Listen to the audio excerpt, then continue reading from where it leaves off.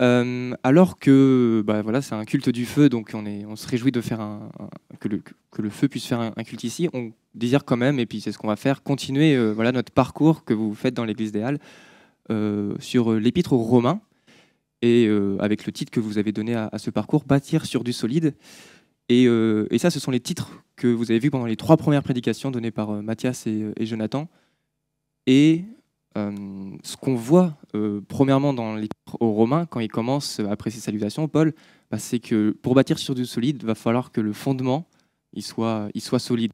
Et surtout, il va falloir aussi peut-être déconstruire certaines idées que les chrétiens de Rome auraient pu avoir. Et, euh, et la scène, un peu j'ai l'impression qu'il représente ces 2 premiers chapitres et le chapitre qu'on va voir aujourd'hui, c'est un peu une scène de tribunal. J'ai un peu l'impression que dans les 2 premiers chapitres, il y a entre guillemets cette sentence de Dieu qui dit que tous sont pécheurs. Tout le monde est condamné et aucun ne peut être juste devant Dieu. Et on va voir que, et si on peut passer à la slide suivante, tac tac, si c'est possible, impeccable. Voilà, ça c'est un peu ce qui se passe dans Romains 1 et 2. C'est un peu voilà, une scène de tribunal, et on voit que les hommes qui sont accusés, ils essayent un peu d'argumenter. Certains ils disent, bah, je ne savais pas que Dieu existait, je ne sais pas. Puis la Bible, Dieu répond, Paul dit dans sa lettre, mais regarde la création, contemple la gloire de Dieu, regarde le contraste qu'elle fait avec la déchéance humaine. Ça, c'était Mathias qui nous avait présenté ça. Et puis certains disent, ouais, moi je suis pas si mal, je suis quand même quelqu'un de bien, j'ai une bonne morale. Puis Dieu il dit, bah, tu connais mes critères? Est-ce que tu sais mes critères pour être vraiment juste et saint devant moi? Puis on se rendait compte qu'au final, personne n'est juste devant Dieu. Et puis il y avait un peu un troisième groupe, eux on les connaît bien, hein, c'est ceux qui sont du peuple élu, hein, le peuple juif, Israël. Et eux ils disent quand même, moi je suis circoncis, je suis un vrai juif, je respecte la loi. Et Dieu à la fin, c'est ce qu'on a vu dans les derniers versets, il dit, la vraie circoncision, celle dont tu as besoin, c'est celle du cœur, parce que c'est ton cœur qui est pécheur, et son cœur qui te condamne. Et ça, c'est les 2 premiers chapitres. Et déjà, ça commence bien, quoi. 2 premiers chapitres, tout le monde est condamné. Et on pourrait se dire que, bah voilà, Paul, il a terminé, tout le monde est condamné, tout le monde est d'accord, maintenant on va passer à l'évangile, enfin, au message maintenant, à la nouvelle en Jésus-Christ. Et ben en fait, non. En fait, pendant encore 20 versets, et c'est ceux que j'aurai aujourd'hui, Paul, il va entre guillemets enfoncer le clou. Il va, voilà, conclure, parce qu'il va encore faire un petit détour, parce qu'il connaît ses auditeurs, et il sait que certains, surtout des juifs, ont encore des arguments, vont encore essayer de plaidoyer pour dire devant Dieu, non, moi, je suis juste, je ne suis pas condamné. Et on va voir que leurs arguments tournent même au ridicule. Donc oui, aujourd'hui, Paul va encore enfoncer le clou, et ça va cogner encore un peu, mais je vous promets que c'est la fin de cette introduction de l'Épître aux Romains, entre guillemets, où ensuite il parlera vraiment de Jésus-Christ et de son sacrifice à la croix. Donc commençons, voilà, Romains 3, versets 1 à 20. Et du coup, à la fin de cette séance de tribunal, hein, c'est l'image que je vous donne, on verra le verdict final de Dieu. Et ce verdict, il nous pousse à l'humilité. C'est ce que je vous invite à retenir aujourd'hui. S'il y a une phrase que vous devez retenir, c'est celle-là, que le verdict de Dieu nous pousse à l'humilité. Et on verra en 3 points, l'humilité devant la justice de Dieu, l'humilité devant le cœur humain et l'humilité devant le verdict final. Et ben, je vous propose qu'on commence. Je vais lire du coup le premier passage, Romains 3, versets 1 à 8. Quel est donc l'avantage des Juifs ou quelle est l'utilité de la circoncision? Cet avantage est grand de toute manière. Tout d'abord, c'est à eux que la parole révélée de Dieu ont été confiées. Que dire si quelques-uns n'ont pas cru? Leur incrédulité annulera-t-elle la fidélité de Dieu? Certainement pas. Reconnaissons que Dieu est vrai et tout homme menteur. Comme cela est écrit, ainsi tu as été trouvé juste dans tes paroles et tu triomphes dans ton jugement. Mais si notre injustice met en évidence la justice de Dieu, que dirons-nous? Dieu est-il injuste quand il déchaîne sa colère? Je parle ici à la manière des hommes. Certainement pas. Autrement, comment Dieu pourrait-il juger le monde? Et si mon mensonge fait d'autant plus éclater la vérité de Dieu pour sa gloire, pourquoi donc serais-je moi-même encore jugé comme pécheur? Et pourquoi ne ferions-nous pas le mal afin qu'il en résulte du bien? Quelques-uns, pour nous calomnier, prétendent que c'est ce que nous disons. La condamnation de ces gens est juste.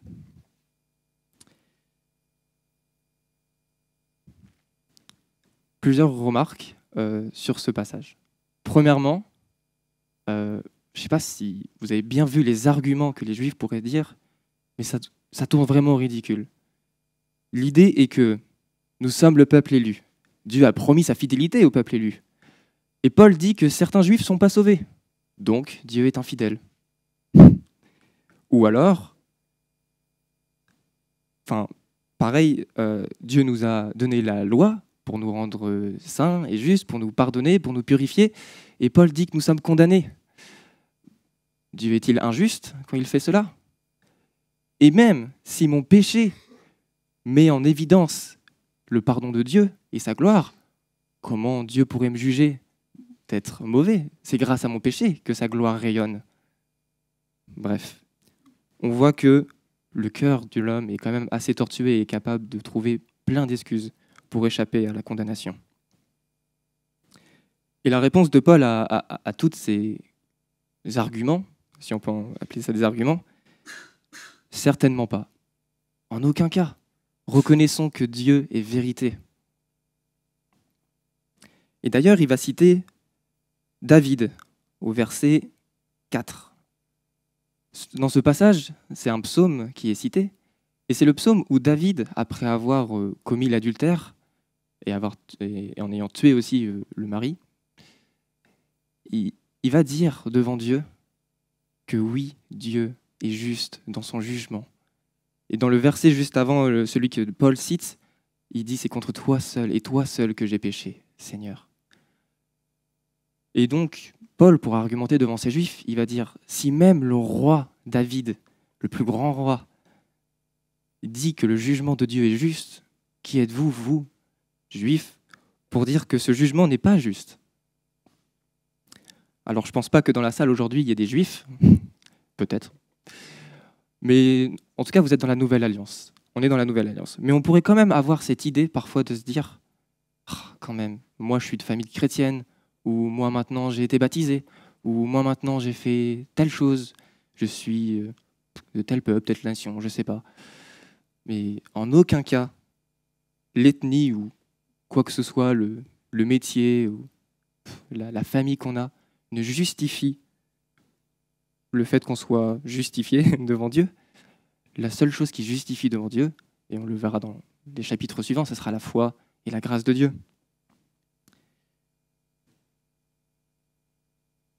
Deuxième remarque que j'aimerais faire, c'est qu'à la fin, Paul ne répond même plus. L'argument que le péché peut être utile à Dieu, que mon péché, que le péché des Juifs sera utile à Dieu parce qu'il met en évidence la gloire de Dieu, à ces mots, Paul, à la fin, répond « Je le dis, pour eux, la condamnation est juste. » Verset 8. Il dit exactement « Quelques-uns pour nous calomnier prétendent que c'est ce que nous disons, la condamnation de ces gens est juste. » Et certains chrétiens auront aussi sorti cette idée de se dire que mon péché, qu'il soit grand ou petit, Dieu aime me pardonner. Et donc, si Dieu aime me pardonner, je peux pécher. Comme ça, je ferai encore éclater le pardon de Dieu. Ça sera beau. Eh ben non, ça ne marche pas comme ça. Oui, Dieu prend plaisir à pardonner. Et il nous accueille les bras grands ouverts quand on vient à lui. Vraiment, il est dans la joie quand on retourne à lui. Mais il a en horreur le péché. Et en fait, ce que font les Juifs, c'est du sophisme. Si Dieu dit qu'il est fidèle à son peuple, et pourtant que certains ne sont pas sauvés, Dieu est infidèle. Et ce que j'aimerais qu'on retienne sur ce passage, c'est que la Bible et la parole de Dieu ne nous a pas été donnée pour qu'on argumente contre elle.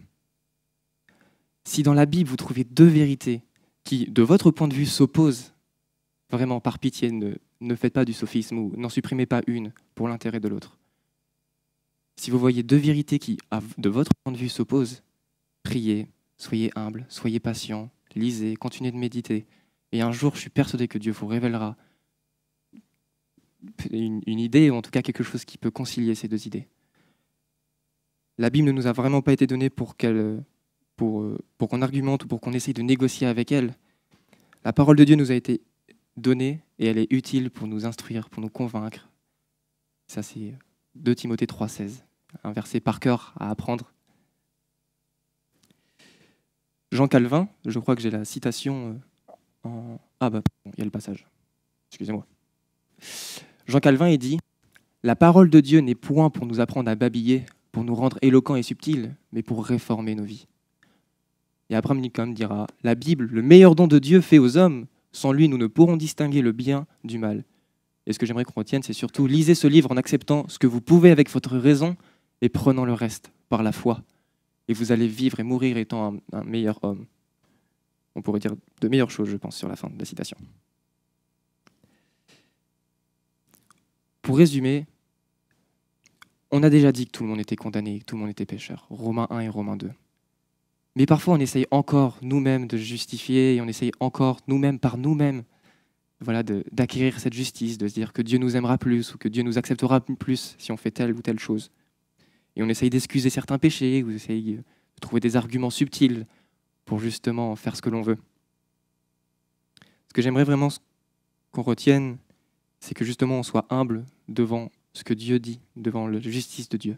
Si Dieu dit ça, si Dieu dit que nous sommes condamnés et qu'en aucun cas on peut être justifié, alors c'est vrai.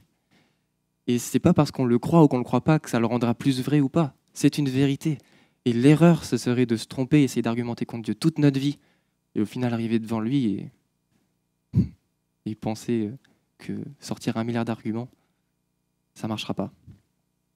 Donc pour résumer, soyons humbles devant la justice de Dieu. Humbles car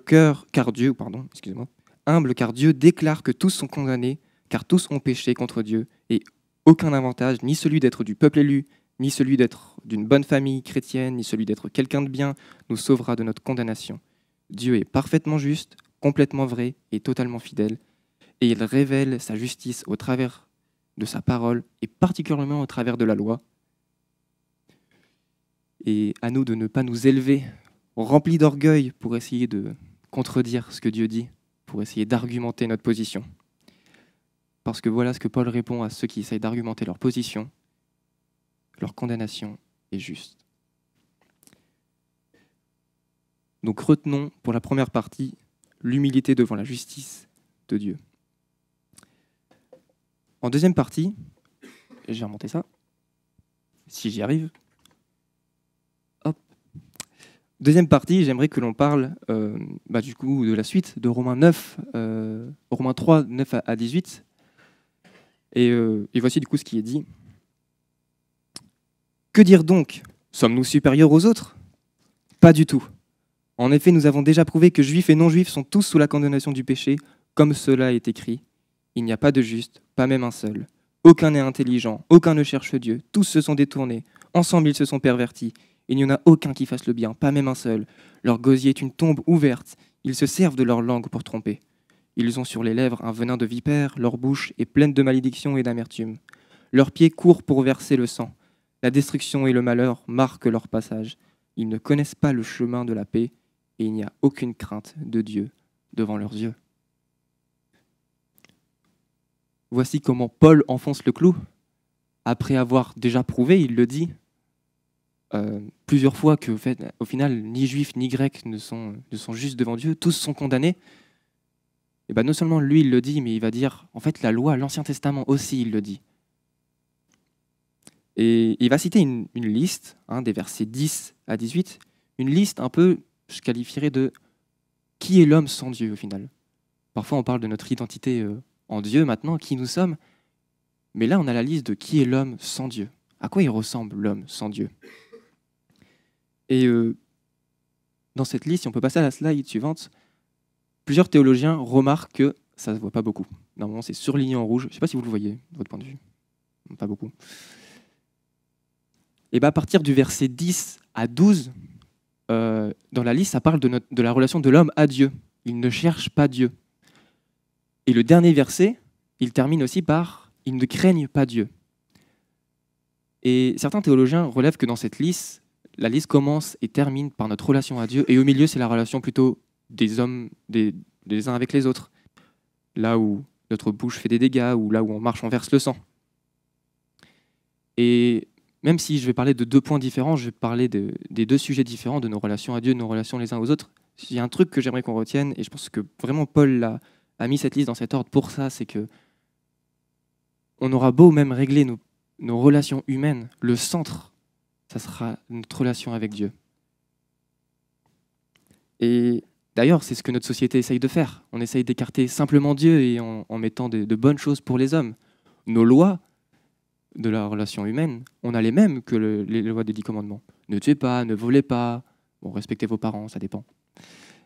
Mais dans l'idée, on a les mêmes lois. Mais le plus important a été oublié. Le plus important, c'est la relation à Dieu, c'est le commandement à Dieu. Parce qu'on peut avoir la plus saine et la plus pure des relations entre nous. S'il n'y a aucune communion avec Dieu, tout ça est vain. Donc je vais séparer entre guillemets les deux listes, mais s'il vous plaît, n'oubliez pas que le centre, ça sera Dieu, et ça sera toujours Dieu, et notre relation à lui. Dans les 2 commandements les plus importants, le premier, c'est d'aimer Dieu de tout son cœur, de toute son âme, et de toute sa pensée, toute sa force. Et le deuxième, c'est d'aimer son prochain comme soi-même. Et les deux vont l'un avec l'autre. Ok, on va commencer la liste avec, par contre, les relations d'homme à homme. Donc, à partir du verset 13, si je ne me trompe pas, yes, à partir du verset 13, leur gosier est une tombe ouverte. Ils se servent de leur langue pour tromper. Ils ont sur les lèvres un venin de vipère. Leur bouche est pleine de malédiction et d'amertume. Verset 15 aussi, leurs pieds courent pour verser le sang. La destruction et le malheur marquent leur passage. 2 points que je relève de ces citations de Paul, c'est que pour dire pour mettre en image que l'homme est pécheur et pour prouver une nouvelle fois par l'Ancien Testament que l'homme est pécheur, il va dire que là où nous marchons, nous faisons des dégâts, et aussi par notre bouche, ce que nous disons montre que nous sommes pécheurs. Alors, l'idée que là où on va, on verse le sang, je pense qu'on ne peut pas forcément s'identifier tout de suite maintenant. On n'est pas en train de marcher en croisade, en train de faire la guerre ou de tuer des semblables à nous. Mais parfois, c'est peut-être plus subtil que ça. Peut-être que l'idée derrière, c'est que toutes les directions que nous prenons, sans Dieu dans cette liste, mais en fait, ce sont de mauvaises directions. Ce sont des directions qui mènent à la mort. Certains courent après la gloire et le succès, mais ne savent même pas comment sauver leur âme. Certains s'empressent d'avoir quelqu'un auprès de soi, mais ne savent ni comment aimer, et c'est surtout pour eux, pour un statut social qu'ils veulent aimer. Certains parfois se dépêchent de faire une multitude d'actions, de bonnes œuvres, ou d'accomplir plein de choses, mais ils ne se soucient même pas du prochain qui est à côté d'eux. Bref, je ne sais pas à quoi vous pouvez vous identifier dans votre vie, peut-être pas dans cette liste, peut-être dans d'autres idées, mais parfois l'idée est plus subtile que simplement là où on court, on verse le sang. Ça nous parle peut-être pas. Et peut-être que dans des directions qu'on prend, sans Dieu, à chaque fois, vous pouvez être sûr que même si les directions ont l'air bonnes, ce sont des directions qui mènent à la mort. Mais c'est pas forcément moi, en tout cas, dans ces versets, ce qui me fait le plus peur. Ce qui me fait le plus peur, c'est quand même sur quoi Paul insiste, parce qu'il y a quand même 3 versets qui parlent de notre bouche, qui parlent de nos lèvres, de notre gosier. Et c'est terrible de se dire qu'on peut voir l'état de notre cœur à notre manière de parler. Et je vous invite vraiment à réfléchir à ça. Juste à notre manière de parler, on peut voir l'état de notre cœur. Ésaïe 6, quand Ésaïe a une vision de la gloire de Dieu, quand il le voit Dieu assis sur son trône, il voit le Seigneur assis sur son trône, et où les anges disent « Saint, Saint, Saint est l'Éternel ». Voici ce que Ésaïe dit. « Malheur à moi, je suis perdu car je suis un homme aux lèvres impures. J'habite au milieu d'un peuple aux lèvres impures. Mais mes yeux ont vu le roi. » C'est bizarre, moi j'aurais pas dit ça en premier. J'aurais dit plein d'autres trucs, j'ai plein d'idées. J'aurais pas dit ça en premier quand je vois la gloire de Dieu. Je suis un homme aux lèvres impures. En Jacques 3, là où Jacques reprend très strictement ses frères et sœurs, il dit « La langue est un petit membre, elle peut se vanter de beaucoup de choses. Vous voyez comme un petit feu peut embraser une grande forêt. La langue aussi est un feu, c'est le monde de la méchanceté. Ainsi la langue se trouve parmi nos membres. Elle souille tout notre corps et enflamme le cours de notre existence, étant elle-même enflammée par l'enfer. » Rien que ça. Notre langue enflammée par l'enfer. Dieu dira même qu'on le bénit parfois de notre bouche, mais de notre cœur, on le maudit. Et puis si au cas où ce n'est pas suffisant, Jésus lui-même dira en Matthieu 5 que celui qui traite son frère d'imbécile, que celui qui le traite de fou, il mérite d'être puni par le feu de l'enfer. De notre manière de parler, on peut voir l'état de notre cœur. Notre manière de parler reflète l'état de notre cœur. Le texte nous dit que notre gosier est comme une tombe. Et c'est fou de se dire que notre bouche a un si grand pouvoir. Quand Adam et Ève ont péché, ils n'ont pas été forcés. C'est simplement des mots, simplement une tentation. Et comme précédemment, en fait, c'est parfois encore plus subtil. Peut-être que vous insultez pas et que vous ne mentez pas et on se dit qu'on est juste et ça suffit. Mais parfois, encore une fois, c'est plus subtil. Je te dis que tu es mon ami, mais le jour où tu ne m'apportes plus rien, je ne serai plus là. Je te dis que je t'aime, que je vais être auprès de toi, mais encore une fois, c'est moi que j'aime. C'est ce que tu m'apportes. Je te dis que je serai là pour toi. Je te dis que je vais prier pour toi. Mais ce que je veux montrer et ce que je veux mettre en valeur, c'est ma piété. Je ne veux pas prier. Ou peut-être que je le ferai, mais en tout cas, mon intention derrière, c'est ce que je dis. Et ce que je dis, c'est je veux mettre ma piété en avant.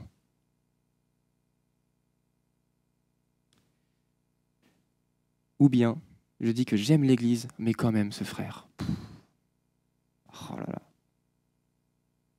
Bref, c'est parfois plus subtil que ce qu'on pense. Et attention à ce que l'on dit, et surtout à ce que parfois ça cache derrière.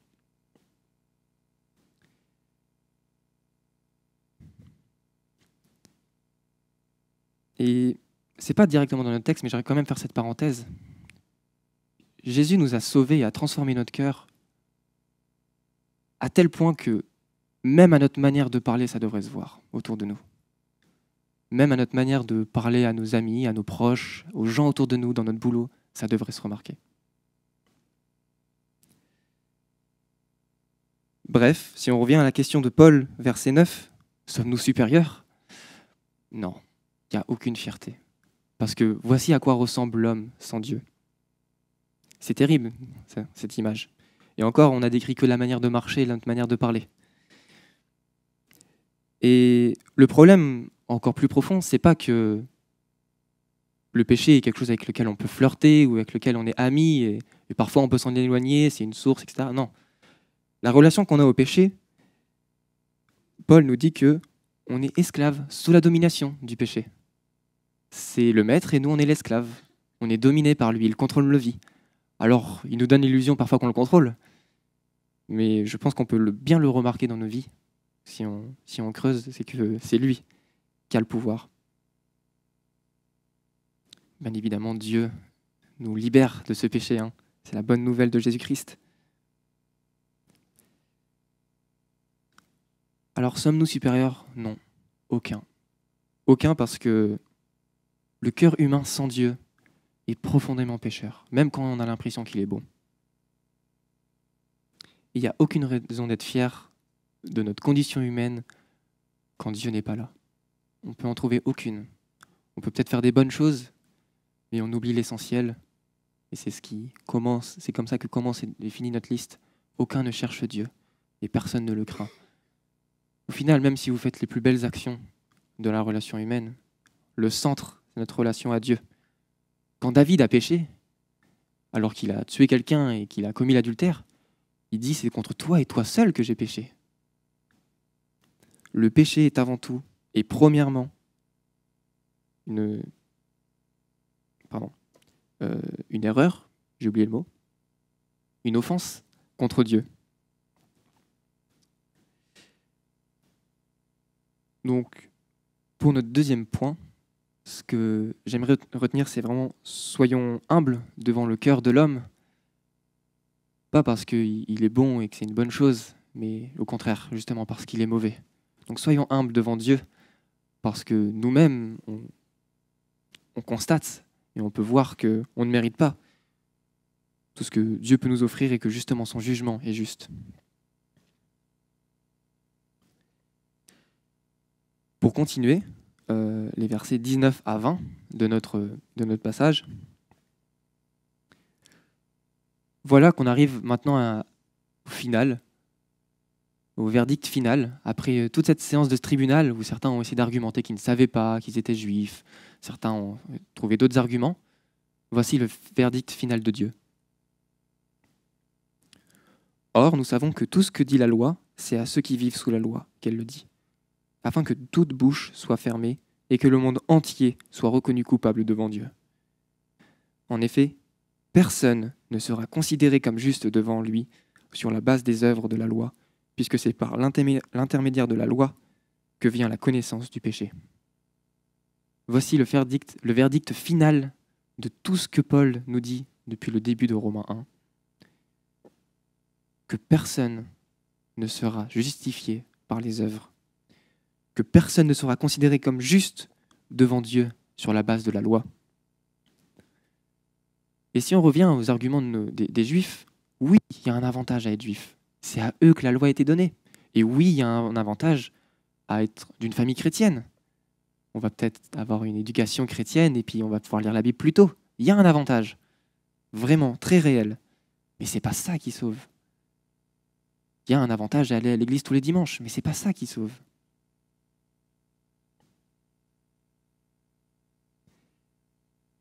D'ailleurs, Paul dit même que c'est par la loi que la connaissance du péché vient. L'avantage que la Bible nous donne quand on la lit, c'est pas que on est meilleur en la lisant. C'est justement l'avantage, c'est qu'on sait qu'on est mauvais en la lisant. On sait qu'on a un besoin très réel. Et ça serait triste après tous ces passages, en tout cas, j'espère que ça ne sera pas le cas, mais qu'on essaye encore de trouver des excuses, qu'on essaye encore d'argumenter devant Dieu. De manière très subtile parfois ou pas, mais je pense que Paul a vraiment passé 3 chapitres, en tout cas 2,5, à vraiment montrer que la condamnation de Dieu, elle est juste, elle est fidèle et elle est normale.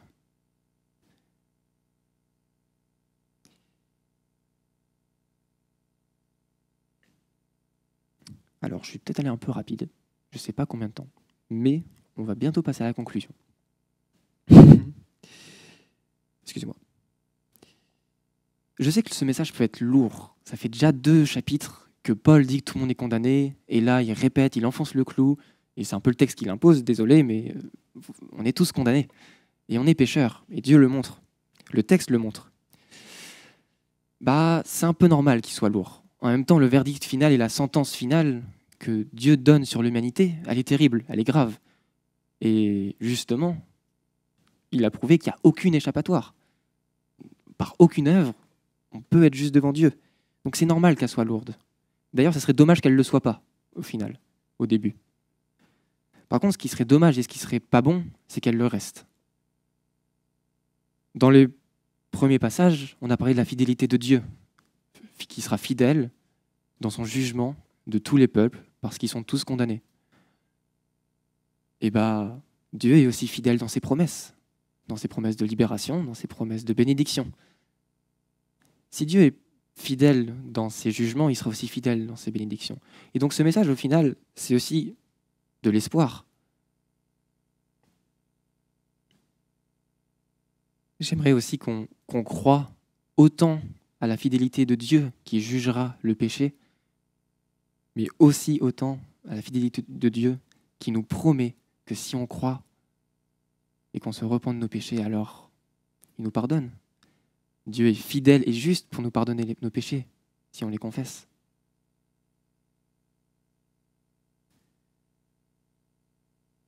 Il a promis que si vous croyez, vous êtes sauvés. Et j'espère que cette promesse est une vérité pour vous. Et que si elle ne l'est pas, je vous invite à revoir et à retourner voir dans la loi, dans les 3 premiers chapitres de Romains, pourquoi cette promesse doit être importante pour vous. Parce qu'on a besoin d'un libérateur. Parce que nous-mêmes, on est esclaves du péché.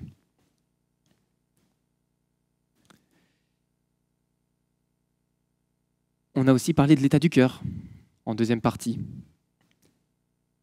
Et j'aimerais aussi vous parler du Dieu qui connaît votre cœur mieux que vous-même, qui sait précisément chacun ce que vous vivez, les défauts, les problèmes, les peines, mais surtout dans notre texte, du coup, la manière dont on parle, la manière dont on marche, nos directions qu'on prend, notre manière de penser, et qui pourtant vous dit « je t'aime » profondément.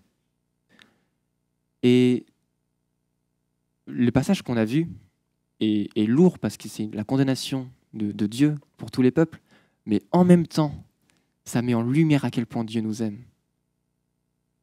Est-ce que l'amour de Dieu n'est pas plus grand quand on sait à quel point on est mauvais ?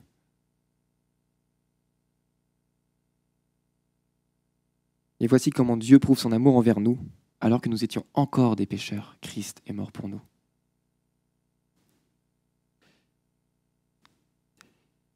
Et en fait, c'est un message d'espoir, parce qu'à la fin de la séance du tribunal, alors que Dieu, que le juge a donné son verdict final, que tous sont condamnés, le juge il quitte son estrade et il prend la place du condamné. Et cette image, on la donne souvent. Mais en même temps, c'est notre seule source d'espoir. C'est que le divin juge qui est en colère contre le péché, qui nous condamne et qui est juste et fidèle dans cette condamnation, il est aussi celui qui a pris notre place. Et c'est ça notre seule source de fierté. Notre fierté ne peut pas se trouver dans notre cœur ou dans ce qu'on fait ou dans ce qu'on accomplit ou dans ce qu'on pense. Notre source de fierté, c'est que le juge est monté à la croix et il a été cloué sur celle-ci pour payer nos péchés. L'accusé n'est plus accusé, il est justifié. Et le juge prend la place de l'accusé.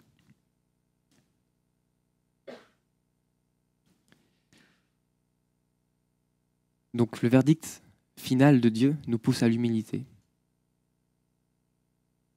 Comme on l'a vu, l'humilité parce que Dieu est juste et fidèle dans sa condamnation. Et vraiment, j'aimerais qu'on retienne ça parce que Paul ensuite, il va plus parler de ça.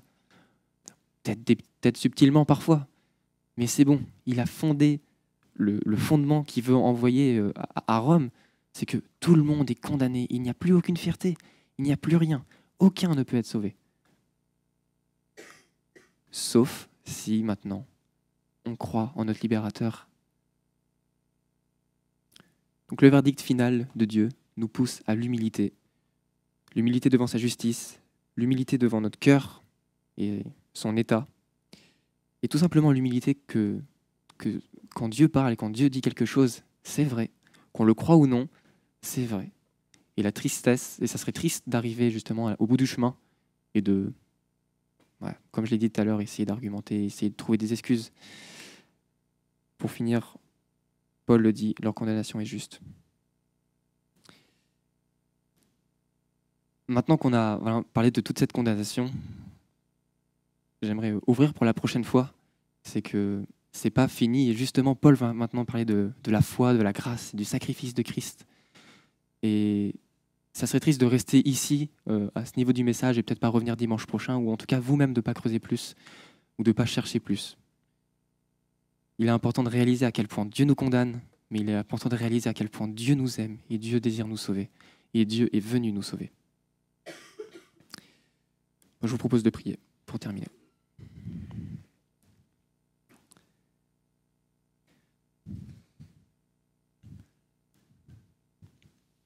Père éternel, merci pour ta parole, pour ce chapitre de Romains, pour ces passages, pour ce que Paul a envoyé à Rome.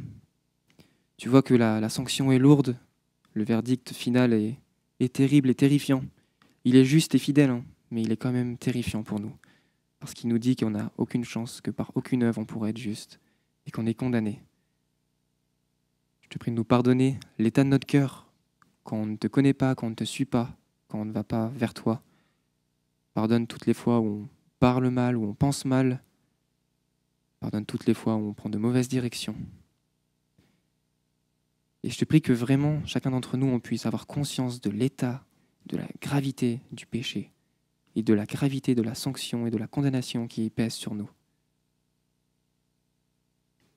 Mais j'aimerais aussi, Seigneur, et je te remercie, on est dans la reconnaissance pour ça, que tu nous as libérés de cette condamnation, tu nous as libérés de l'esclavage du péché et que tu es venu te sacrifier pour nous. Toi qui étais le juge, alors que c'était normal, juste de nous condamner, tu n'étais pas obligé, et tu as décidé dans ton grand amour de venir pour nous. Je Je te prie pour tous ceux qui sont ici, pour les croyants, pour ceux qui ne te connaissent peut-être pas, qui puissent te rencontrer, pour ceux qui te connaissent, qui ne l'oublient jamais et qu'on n'oublie jamais, à quel point on n'a aucune fierté en nous-mêmes et que notre seule fierté, c'est Jésus-Christ, mort à la croix pour nous. Béni sois-tu, Père, et merci pour ta parole qui continue de transformer et de diriger nos vies, qu'on n'essaye pas d'argumenter avec celle-ci, et prive-nous de l'orgueil de pouvoir essayer de trouver des excuses. Mais comble notre cœur d'humilité, remplis-le d'humilité, Seigneur, devant toi, devant ta grâce, devant ta justice. Et que maintenant, voilà, comme des disciples, remplis d'humilité, on puisse avancer et t'obéir, Seigneur. Amen. Psaume 32 pour terminer. Heureux celui dont la transgression est enlevée et dont le péché est pardonné. Heureux l'homme à qui l'Éternel ne tient pas compte de sa faute et dont l'esprit ne connaît pas la ruse. Tant que je me taisais, mon corps dépérissait, je gémissais toute la journée, car nuit et jour ta main pesait lourdement sur moi. Et je ne sais pas si vous connaissez ça, mais quand on se rend compte du péché, effectivement, on a cette sensation que la main de Dieu pèse lourdement sur nous. On a l'impression qu'il y a un gros problème. On le sent. David dit que ma vigueur avait fait place à la sécheresse de l'été. Mais ensuite, il dit, je t'ai fait connaître mon péché. Je n'ai pas caché ma faute. J'ai dit, j'avouerai mes transgressions à l'Éternel. Et tu as pardonné mon péché. Amen.